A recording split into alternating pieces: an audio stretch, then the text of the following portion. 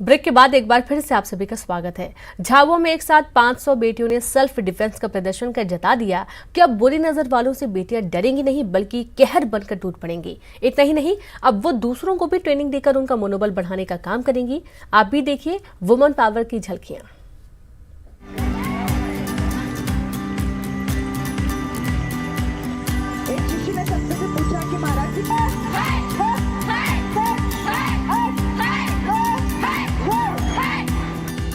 अब निडर बनेंगी बेटियां, आत्मरक्षा से बढ़ता आत्मविश्वास, जज्बा देखकर हो जाएंगे हैरान। एक साथ सैकड़ों की तादाद में आत्मरक्षा का गुण दिखा रही ये झाबुआ जिले की छात्राएं हैं, जिन्होंने सामूहिक कराटे का प्रदर्शन किया, जिसमें बड़ी संख्या में ग्रामीण इलाके की लड़कियां भी शामिल रहीं। अब ये बेटियां गांव में जाकर 25 युवतियों के समूह को ये सिखाएंगी। इस पूरी कवायद के पीछे मकसद यही है कि लड़कियों को सेल्फ डिफेंस के लिए दूसरों के भरोसे नहीं रहना पड़े। ट्रेनिंग देने के बाद इनका आत्मविश्वास देखते ही बन रहा था।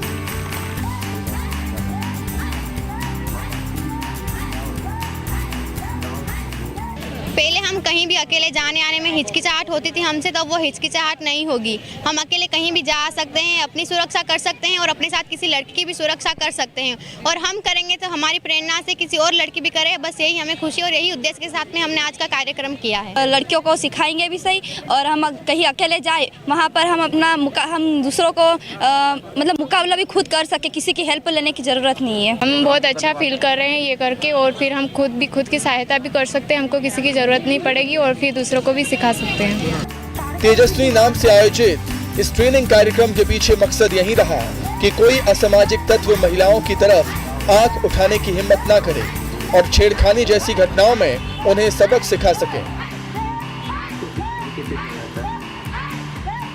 जो युवतियां हैं वो शारीरिक रूप से सशक्त बने और अपनी सुरक्षा के लिए किसी और पर निर्भर न रहे। वो अकेली कहीं पर भी जाए तो अपनी सुरक्षा खुद कर सके। वो एक जो फेम बना हुआ है कि सिलाई कढ़ाई बुनाई के रूप में या पाक कला, यही आना चाहिए, तब वो युवती परफेक्ट होती है। लेकिन हमारा ऐसा मानना है कि वो नहीं आएगा तो चलेगा, लेकिन जब वो सशक्त होगी और आत्मरक्षा के गुण उसको आएंगे तो वो परफेक्ट होगी। कार्यक्रम में महिला प्रकोष्ठ के डीएसपी आशीष पटेल भी शामिल हुए, जिन्होंने ऐसे आयोजन की जमकर तारीफ की। यहाँ पर इन्हें आत्मरक्षा हेतु कुछ जापानीज तकनीकें जो कराटे की होती है हमारी, वो डिफेंस की होती है, सेल्फ डिफेंस की होती है।